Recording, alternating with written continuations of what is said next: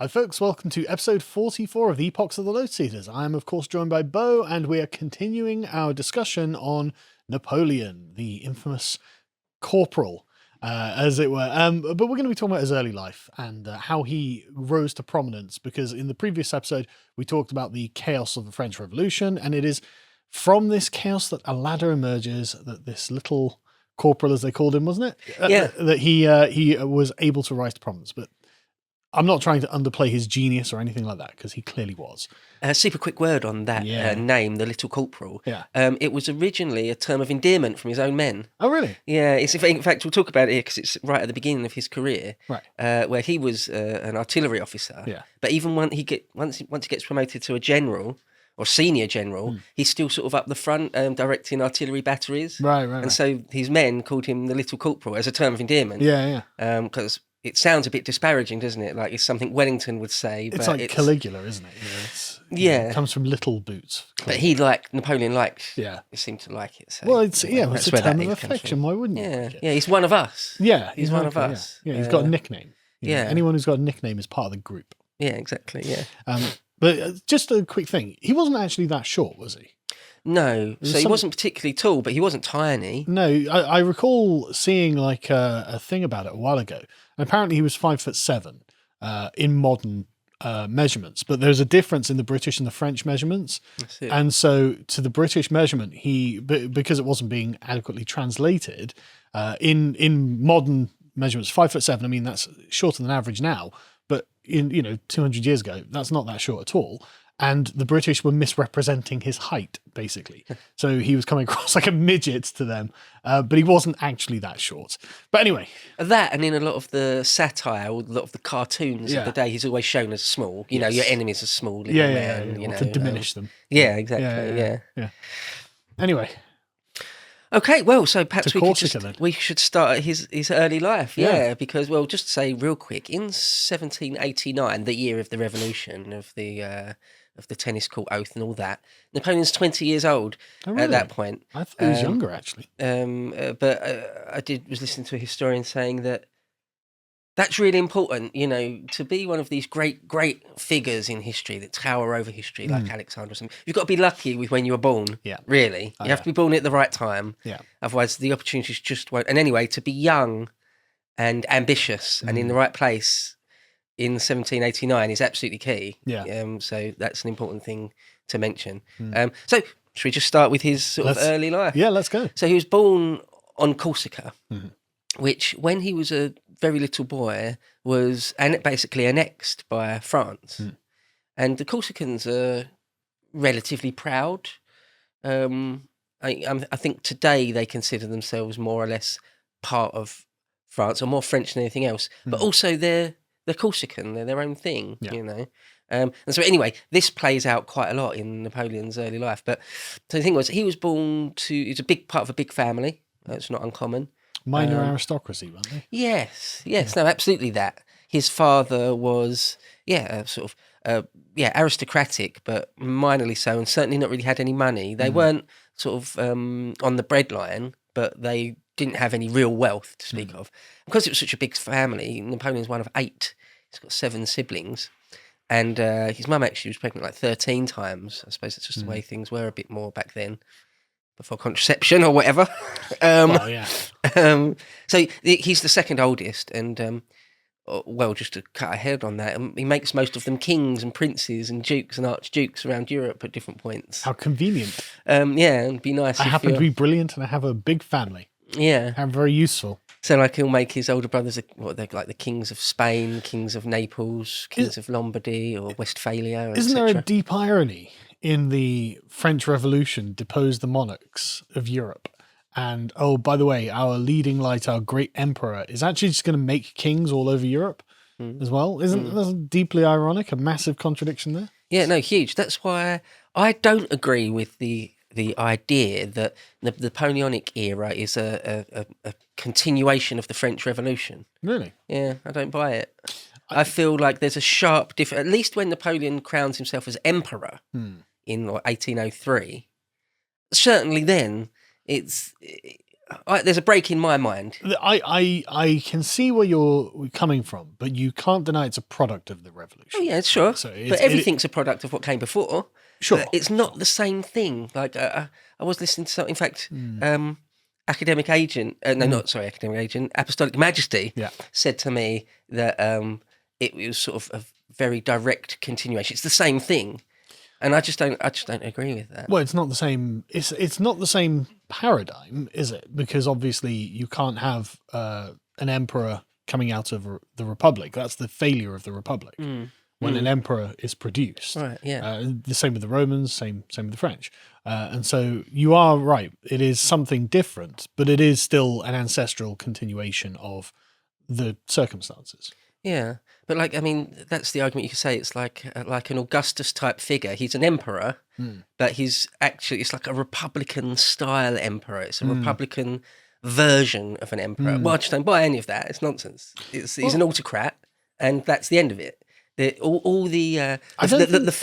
fundamental motivations for the French Revolution are gone by the time Napoleon's an emperor, in my opinion. Yes, and the way it justifies itself is gone as well. But I don't think all emperors are made the same. Alexander or Darius are not the same as Augustus or Napoleon. I think the emperors who come out of a republic do have a sort of difference to them. But I mean, fundamentally, this isn't, the anti-monarchical Republican politics of the early French Revolution. No, not at all. And necessity has driven that out, right? Yeah. So, yeah.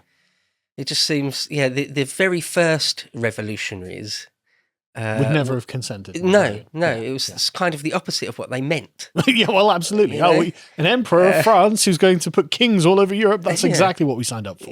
No, obviously. Yeah. Right. Yeah. So anyway, back to his childhood. He said his mum was really important. He didn't particularly like his dad. In fact, he seemed to have resented his dad in some ways and not been proud of what his dad achieved at all. But his mum, he absolutely loved and adored. So he's a mummy's boy. Yeah. To some degree. He said she was a disciplinarian, though. He said she was like, she had the mind of a man, or she said he had the head of a man on a woman's body or something.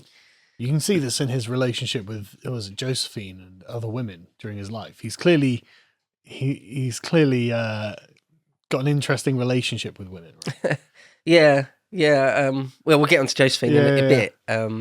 But yeah, he's sort of she was an older lady. Yeah, and she kept him at an arm's length, didn't she? Yeah, she wasn't attracted to him at all. No, and she treats him quite badly, I think. At least to begin with, yeah. Well, yeah, at least to begin with, and for a man of his prestige, and he wasn't like a hideous guy or anything. He was a pretty normal looking guy.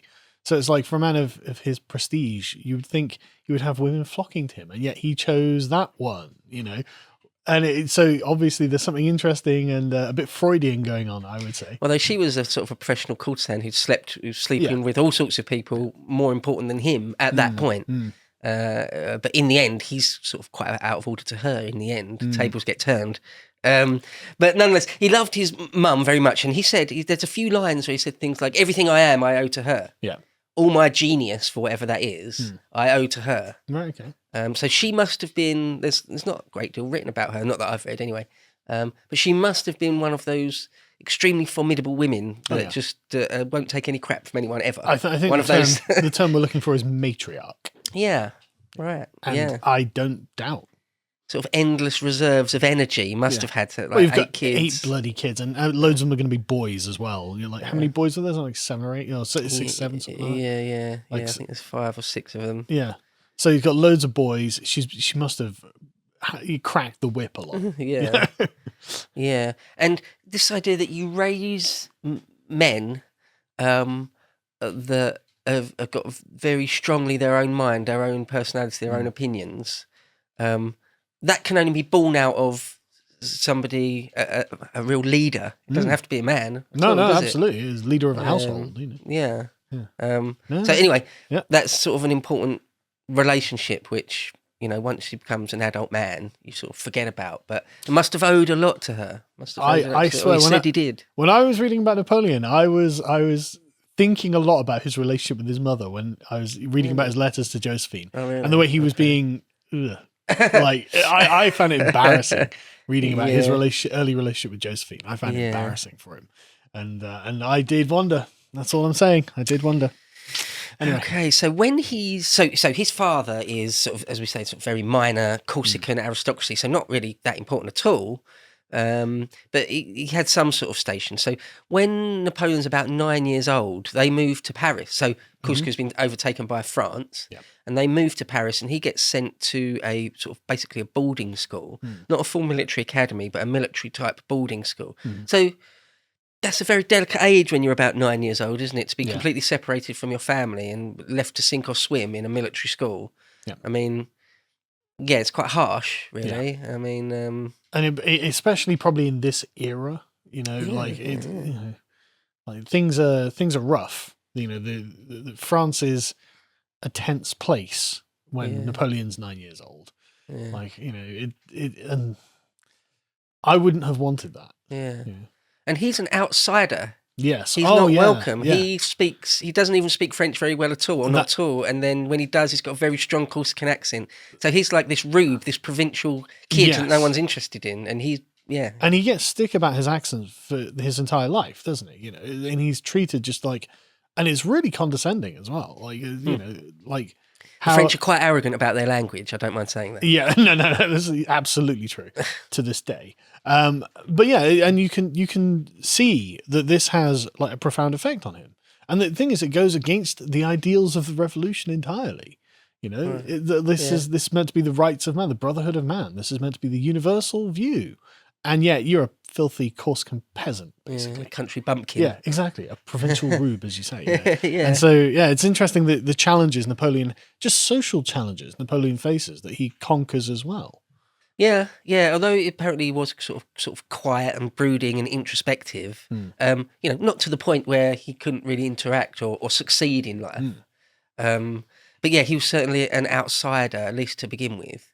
And his father was, as you can imagine, sort of a very minor, sort of periphery character in the sort of legal and royal dealings in Paris. And it was his father's dream, that he could get some of his sons into good schools. That was sort of the level they were at. Yeah. That it was a great aspiration to just try and get them into a decent school. Sort of level I'm at. He would dream that they could become something better than he ever would be, which is quite nice, because some fathers are really resentful of their own kids and some fathers keep them are like down, Rousseau. don't they? Right, yeah. Some fathers just put their children up for adoption and say, "Bye, not my problem." Oh yeah, I've got a social contract to write. He's an absolute awful completely man. abandoned his kids, didn't he, Rousseau? Just wasn't interested. 5 of them or something. He was terrible. Yeah, didn't Marx do that as well? Well, I've heard conflicting stories. Or he got a maid up the duff and just it didn't happen, sort of thing. Well, he probably did. Something like that. Anyway. Anyway. Just one quick thing. Napoleon's dad wasn't like that. That's nice. Yeah, no, Napoleon's dad seemed to have... Napoleon talked about him, hardly ever talked about him. And when he did, said, I hold him in low regard because he didn't fight for Corsica hard enough. He just gave in to the French. Oh, come on. Yeah. What's Corsica going to do against France? Right, yeah. Good point, yeah. Like, be reasonable. And isn't that the foundation of everything you are, Napoleon? Well, that you got to go to Paris. Like, what you... Anyway. Yeah, without that, yeah. Some people just resent their dads, don't they? Their dad can't do anything right. Or, sometimes... Yeah. That's true. Maybe Napoleon had a chip on his shoulder on some level. Don't know. But anyway. Let's be fair. You probably don't do the things Napoleon did if you don't have something of a chip on your shoulder. Yeah, he was burning with ambition. Yeah. Absolutely burning with ambition. He's got something to prove. And that, yeah. I mean, I suppose if I had 6 brothers or whatever, or 5 brothers, and, I was an outsider in the country in which I lived, I'd probably have something to prove too, to be honest. One quick thing just to mention, it's been noted that, of course, Napoleon becomes the champion of France, the greatest warrior France possibly has ever had. But he's not French, he's Corsican. Yes. But so it's interesting because, for example, Hitler wasn't German, he was an Austrian. Well, Stalin wasn't Russian, he was Georgian. The Austrians would call themselves Germans, I think. Yeah, Germanic, but he wasn't he wasn't a German. Well, no, he wasn't. I think they would call themselves Germans, ethnically German, Oh, ethnically, right. as in But he wasn't born within. he wasn't born within the state of Right, Germany. right, That's yeah. true. He was born on the border of it, with Austria. But I think like they would still call themselves Germans, definitely. Okay. But But like I the mean, I idea see that where you're going, though. the idea that Stalin as yeah, well Lenin, is not. Yeah, yeah. There's something about being an outsider can actually, in the right circumstances, turn you to be ultra yeah, that thing. and it Hitler becomes ultra Germanic. I think Napoleon becomes ultra French. it gives you an ideological reason to adopt the mantle, right? Because in essence, it's not true. But if you think about it hard enough and you assert the ideology hard enough, it kind of is true. You can at least represent that thing because you're upholding these structures that everyone recognizes. But in essence, it's not true. And I think it gives you an interesting perspective on things as well. I think it gives you a different perspective on the thing that is hard to gain from the inside. That's a fair point. Yeah, he could see it from the other side on some level. Yeah. So when he's The about pedagogy of the oppressed here. But I mean, they're not wrong when, like being on the outside of a power structure does give you a different dimension on the power structure. The critical race theorists are not wrong on that point. So there are things that you learn being on the outside that can't really be learned from being on the inside. And I think that's probably why the outsiders end up, using this to their advantage. But anyway, sorry, I don't mean to go off on that. yeah. No, I suppose one of the next big things is that, pardon me, when he's about 15, his father does finally secure him a place at a prestigious, or the most prestigious, military academy for boys, for young officers. So the French equivalent of like Sandhurst or West Point or whatever. And so that's lucky. That's sort of, it's undeniable that if that hadn't have happened, the trajectory of Napoleon's life would have been very different, because this place it's like, Napoleon said he gets treated like an aristocrat there. Like you're groomed to be a gentleman. It's almost like a finishing school rather than real sort of military stuff. It's more like how to be a gentleman, how to behave in polite society. It's a bit more like that, and it's like fantastically ornate buildings, and the mess hall was like a banqueting hall and things. So Napoleon's getting used to here what it's like to be in the very, very upper echelons of French society in Paris. So even though he is still absolutely considered a provincial rube, at least he gets a taste of it. He knows what is expected to be a gentleman in the late 18th century. It's kind of like a foreigner going to Eton, isn't it? Yeah, they'll come out with a very plummy accent and a lot of important connections. Yeah, right. And they'll never really be like of the place, but they're still going to have a deep connection to it in a way. Yeah, and this is embedded into the society. But and this is not like an uncommon thing, is it? Like these sort of young like lower aristocratic men going into the military and military academies is totally common. Because everyone in this era has huge families all across Europe. And so there's like a huge class of young men who are basically bred to the military because what else are you going to do with your life? We need to get rid of a lot of these excess sons, basically. And the British Empire was built on this in many ways. It's quite often in the medieval period or later, sort of the early modern period, the oldest son, assuming you've got a gaggle of sons, the oldest one will inherit. Yeah. And then the next one maybe will be groomed for in the church, and the rest go in the army. Yeah, because you've got to do something. Very sort of vague about things, but it's not an uncommon trajectory, is what we're saying. And so Napoleon's following a fairly well trodden life path. Yeah, and so he's trained in the artillery as an artilleryman, because that's sort of his famous thing. Is he's good at moving guns around, and. His teachers and his tutors and things said, he was pretty kind of quiet and introverted, but sort of super focused and serious and ambitious. Even then, they said like he's got the makings of what's required to be a good officer, a good junior officer. But he didn't exactly stand out. No one said, he's like this shining bright personality that everyone could see from the earliest days was destined for greatness. Not that, but a sort of quality officer, junior officer. Yeah, and I wonder how much of this is down to his outsider status as well. So I can imagine that in these military academies there are kind of like native French chads who they would be like, oh yeah, you know, Jean-Jacques over there, who's going to be, you know, he's the epitome of a French officer, and he's kind of enjoying a kind of privilege that Napoleon doesn't have access to. And so Napoleon essentially has to bide his time and, you know, become introverted and, you know, but as you say, like I'm, you know, intense is a good word.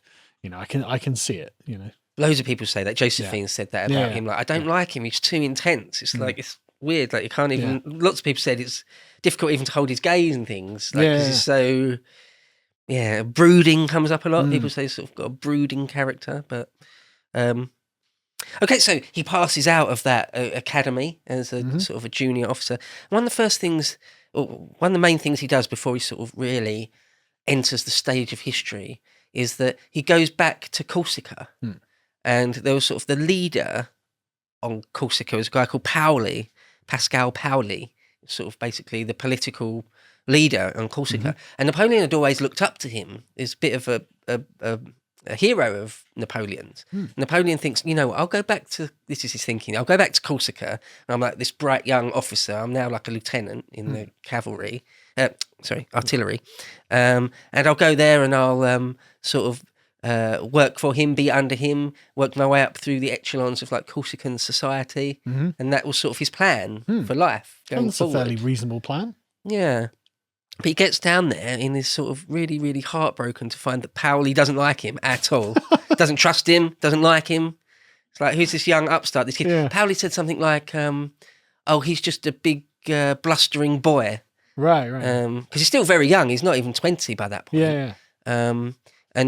And their politics were very different by this point. By the time Napoleon comes back to Corsica, he is fully French. Right. In his own mind, at least. Yeah. Corsica, it's correct that Corsica should be French. And that's not how Paoli thought about things. Although he bent the knee, he was still sort of very,